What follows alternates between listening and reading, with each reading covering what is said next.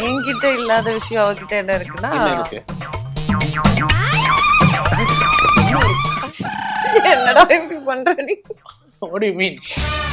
What is your payment for Meteoli and what is current serial payment? மெட்டியோலியில எனக்கு வந்து 750 ரூபாய் per day. per day, 750. அதுக்கப்புறம் ஏவிஎம்ல ஒரு serial பண்ண, சோ அதுல பாத்தீங்கன்னா 500 ரூபாய், அதோட கம்மி. அதோட கம்மி. ஆமா. Okay. Share your unknown love story with the serial artist. யார் தெரியுமா?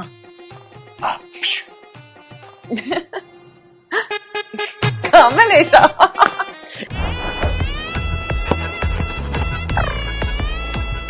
Welcome to it's my show. இன்னைக்கு இட்ஸ் மை ஷோவை Sai secrets skin and hair care 100% natural product அவங்க தான் ஸ்பான்சர் பண்றாங்க. அவங்க கொடுக்க போற அந்த 10,000 rupees மதிப்புள்ள கிஃப்ட் ஹேம்பரை இவங்க ஜெயிக்கிறாங்களா அப்படின்னு பாத்துடலாம். இவங்க யாருன்னா, இவங்க இருக்கிறது வலசரவாக்கம். இவங்க மேல எனக்கு எப்போதுமே ஒரு ஏக்கம். It's Krithika Annamalai. Hi. Thank you. As usual எப்பவும் போல ஒரு சூப்பரா இருந்தது. Okay, so this is it's my show. Super. கிரிக்கெட்ல செட்டே அழகா இருக்கு. அழகா இருக்குல்ல? எல்லாமே நம்மளோட படைப்பு தான். சூப்பர். ஓகே, கிரிக்கெட்ல இந்த 50 ஓவர் 20 ஓவர் அந்த மாதிரி 3 ஓவர் அதான் பார்க்க போறோம். நோ வேஸ்டிங் டைம், ஸ்ட்ரைட்டா போயிடலாமா? Okay fine. சோ 3 ஓவர்ஸ்ல இதான் அந்த 3 ஓவர். அண்ட் அதுல ஃபர்ஸ்ட் ஓவர் தான் நம்ம பார்க்க போறோம். It's STD. எஸ்டிடின்னா வரலாறு தானே. எஸ்டிடினா கிருத்திகாவோட வாழ்க்கை வரலாறுலாம் வந்து கொஞ்சம் அலசி பார்க்க போறோம். ஓகே ஓகேவா? சோ அதுல வந்து இந்த 20 year சேலஞ்சு 20 year சேலஞ்சுன்னு ஒன்று சொல்லுவாங்க. கிருத்திகா வந்து வெயிட் லாஸ் பண்ண மேட்டர்லாம் தெரியும். But see this 20 year challenge. Okay.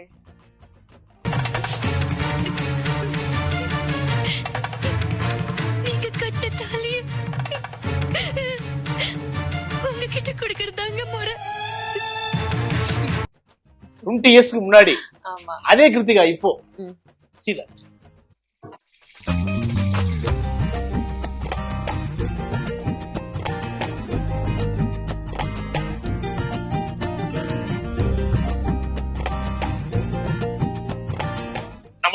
நம்மதான் சூப்பர். இல்ல, நீ வந்து அசார் அப்படிங்கறத தாண்டி ரீக்ரியேஷன் அசார் அப்படின்னு வந்து நீ வச்சுக்கலாம். ஏன்னா அவ்வளோ விஷயங்கள் வந்து நீ ரீக்ரியேட் பண்ணிருக்க.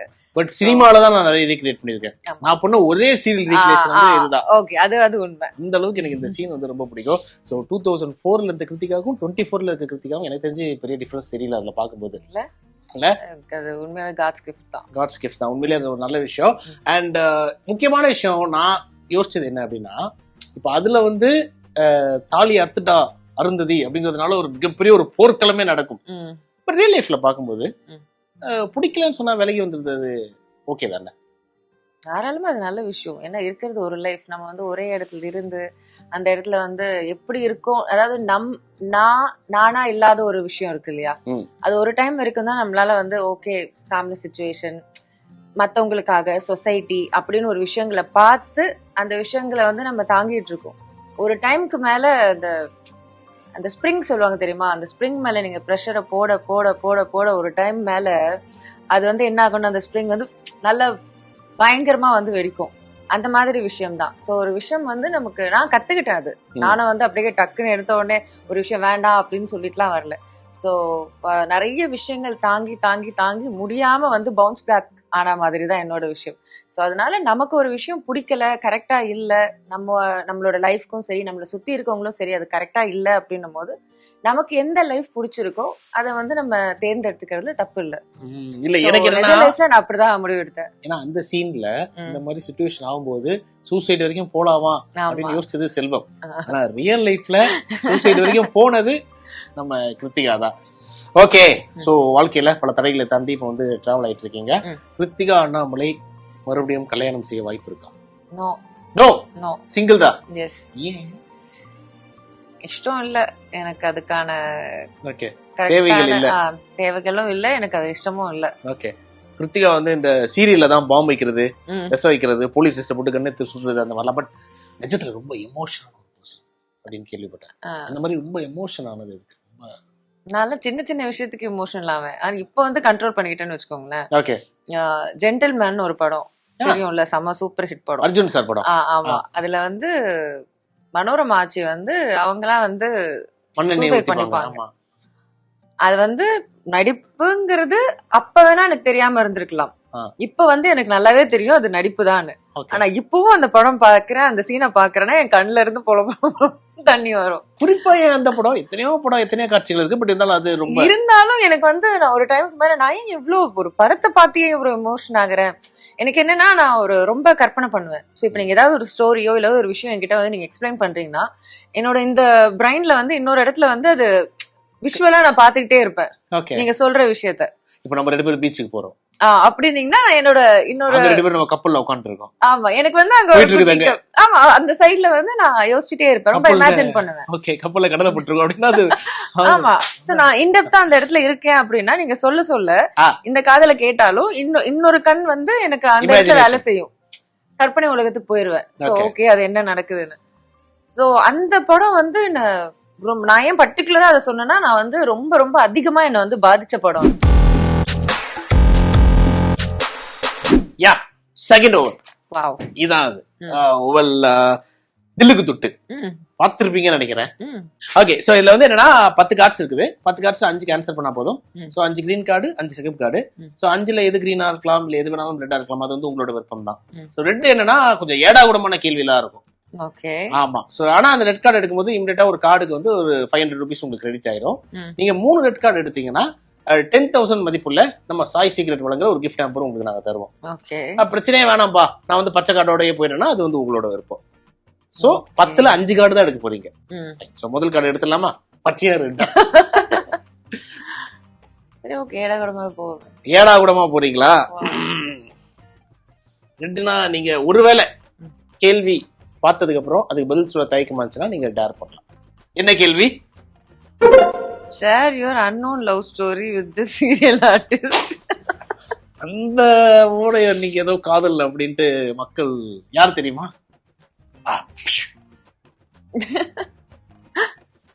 கமலேஷா? இல்ல, சோர்ஸ் சொல்லுது ரிசர்ச் சென்டர்லாம். லவ்ல இருந்தேனா? ஆமா, கமலேஸ்வரன் ஒரு காதல் அப்படின்ட்டு சொல்றாங்களே.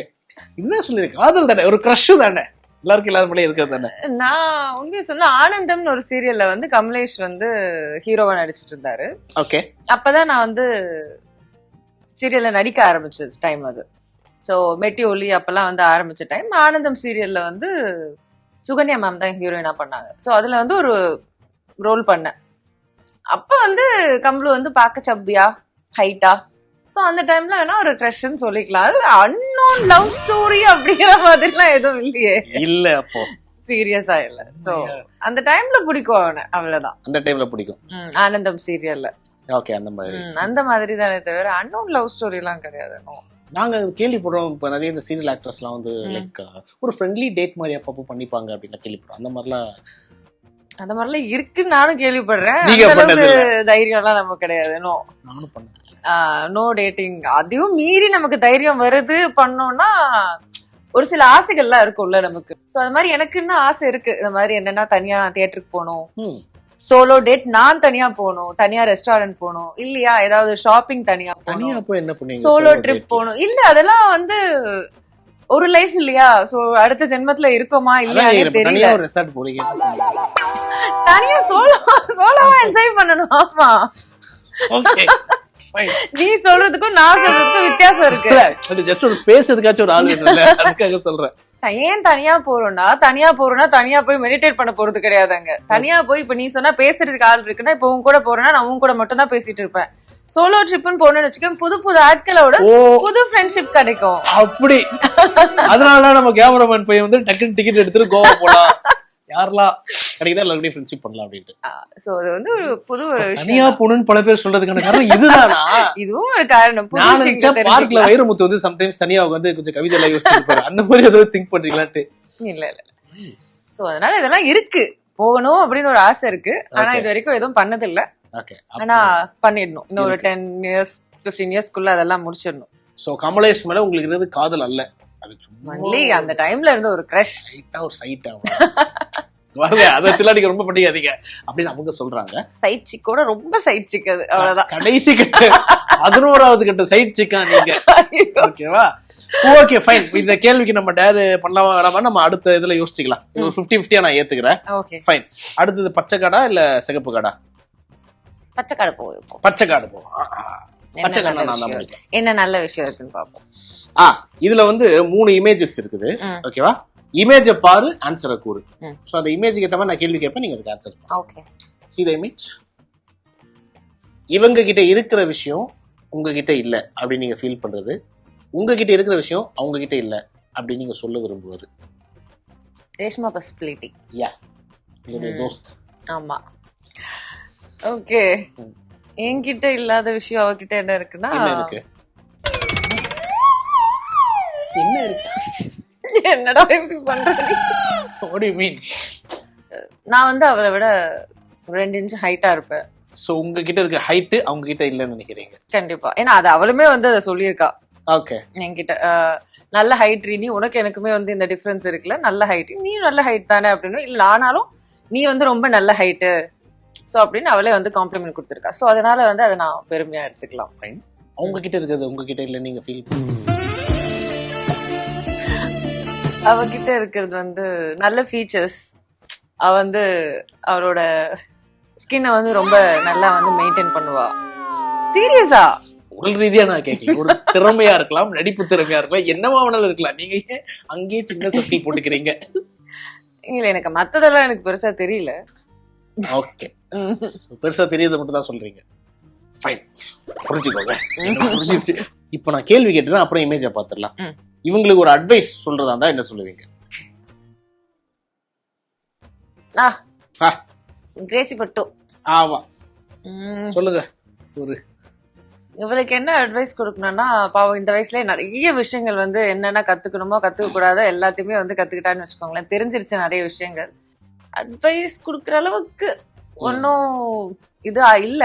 ஆனாலுமே என் சைட்ல இருந்து சொன்னா, லைஃப நல்லா என்ஜாய் பண்ணணும், கரெக்டான பர்சனை பார்த்து என்ன நடக்குமோ அது நடந்துச்சுன்னா போதும். சோ இப்போ வந்து நம்ம தேவையில்லாத விஷயங்களை போட்டு உடைச்சிக்காம கெரியர்ல வந்து ஃபுல் அண்ட் ஃபுல் ஃபோக்கஸை வச்சுட்டு, ஏன்னா இப்போதைக்கு அவ வந்து நல்ல டைம் அவளுக்கு நல்லா போயிட்டு இருக்கு எல்லாமே.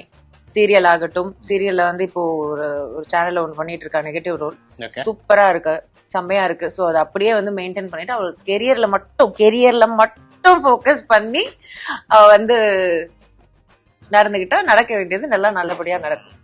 கண் கட்டிய குதிரை மாதிரி இப்படி மட்டும் இருக்கணும். ஆமா அப்படின்னு சொல்றாங்க. ஆனா இப்ப அப்படிதான் இருக்கு. ஆனா நிறைய டைவர்ஷன் வருது. அதெல்லாம் வந்து அப்படி லெஃப்ட்ல ஒண்ணு ரைட்ல ஒண்ணு அப்படி தட்டி தட்டி தட்டி தட்டி இப்படியே போனா சூப்பரா நிறைய டைவர்ஷன் வருது போல இருக்கு. ரைட், ஓகே, முடிஞ்சிச்சு. ஒரு ரெட் கார்டு, ஒரு கிரீன் கார்டு. ரொம்ப நேரம் போயிடுச்சு இந்த கிரீன் கார்டு. டக்குன்னு போயிடலாம். அடுத்தது red or green? Red.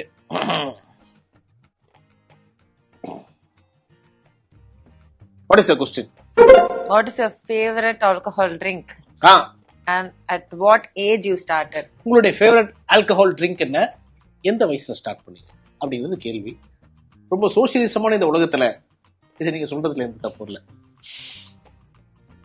First இந்த சீரியல் ஸ்டார்ட் பண்ண டைம்ல இந்த வைன் குடிச்சிங்கன்னா வந்து இந்த ஷைன் வரும், பிரைட்டா இருப்பீங்க, க்ளோ வரும் அப்படிலாம் சொல்லி, ஸோ அப்படி ஸ்டார்ட் பண்ணதான் வந்து வைன். ஸோ பட் உண்மையிலே க்ளோ கொடுத்ததா? அது என்னன்னா, நைட்ல ஒரு ஃபுல் கிளாஸ் அப்படின்னா ஒரு ஹாஃப் கிளாஸ் தான் குடிக்கணும். ஓகே. அப்படி மட்டும் டெய்லி நைட்டு குடிச்சிட்டு தூங்குனா அது நல்ல க்ளோ கொடுக்கும். நம்ம ஆளுங்க என்ன பண்ணுவோம், ஒரு ஃபுல் வைனை மொத்தமா முடிப்பாங்க, அது வந்து க்ளோ கொடுக்காது. ஓகே.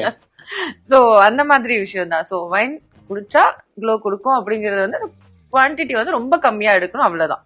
அப்படியே போய் தூங்குனா நல்லா இருக்கும்னு சொல்லுவாங்க. ஒரு டானிக் அளவு அவ்வளவுதான். எந்த வருஷம் இருக்கும்? எப்போ? மேபி என்னோட என்ன ஏஜ்னு சொல்றீங்களா? ஏஜ்னு கேட்டா சீரியலா இருக்கலாம். எந்த டைம்ல? 21 or 2. சோ ஒரு ஸ்கின் க்ளோக்காக நீங்க குடிக்க ஆரம்பிச்சது வைன். ஜோடி நம்பர் 1 பண்ண டைம் 2008 அந்த டைம். ஓகே. 7 or 8 அந்த டைம்ல தான் வந்து first wine. So that is your favourite alcohol? Wine அப்ப ஸ்டார்ட் பண்ணதால இப்போ வந்து வைன் தான். மத்ததெல்லாம் குடிக்கிறது இல்ல. அகேஷன், வெரி அகேஷனலி, அடிக்கடி இல்லாம. அடிக்கடி எல்லாம் நம்ம வந்து பண்ணோம்னா நிறைய ப்ராப்ளம்ஸ் இருக்கும். சோ அந்த பக்கம் எல்லாம் போவாங்க. தொழில் ரீதியாக முகப்பொலிவுக்காக அப்பப்போ ஒரு ஒயின் மட்டும் நாங்க குடிப்போம், மத்தபடி எங்களுக்கு பெருசா இன்ட்ரெஸ்ட் இல்லைன்னு சொல்றீங்க. Okay, nice. இந்த உண்மையை நேர்பட பேசியதுக்கு எங்களுடைய பாராட்டுக்கள். சூப்பர். ஃபைனல் கார்டு சிகப்பா போயிடலாம். ஓகே. Okay, red. இதுல மாட்டீங்க நீங்க?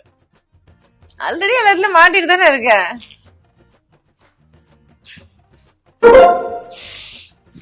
What is your payment for மெட்டியோலி and what is current serial payment?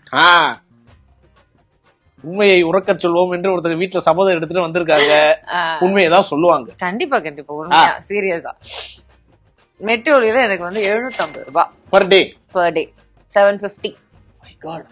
அதுதான் என்னோட ஃபர்ஸ்ட் ஏர்னிங்ஸ், 750 ரூபாய்.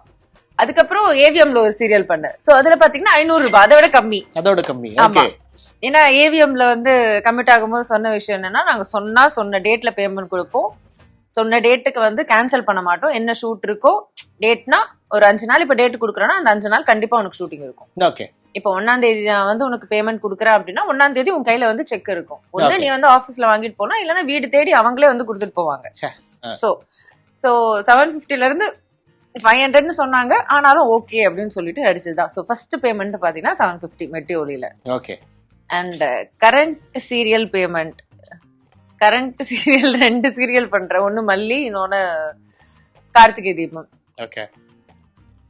எப்படி உங்களுக்கு பேமெண்ட் மட்டும் சொல்லுமா இல்ல கன்வென்ஸ் அசிஸ்டன்ட் பேட்டா? அதெல்லாம் கன்வென்ஸ்ல எங்களுக்கு தேவையில்லை. அதெல்லாம் தேவையில்லை.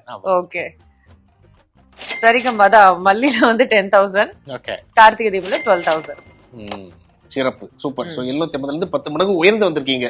ஆமா, இந்த 20 ஆண்டுகள்ல. பாராட்டுகள். நன்றி. Super super. இந்த உண்மையை மட்டும் சொன்னதுக்காக இல்ல, 3 ரெட் கார்டு எடுத்திருக்கீங்க.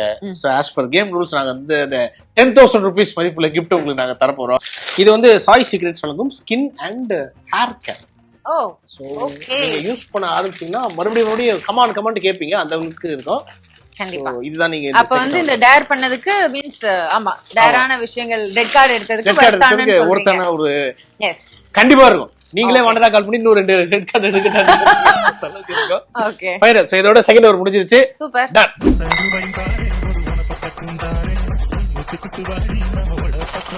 Final over of it's my show. Toss அப்புறம் பேசு. Okay okay. சோ ஃபர்ஸ்ட் வந்து ஒரு நிறைய பாக்ஸஸ் இருக்கும் 1 to 9.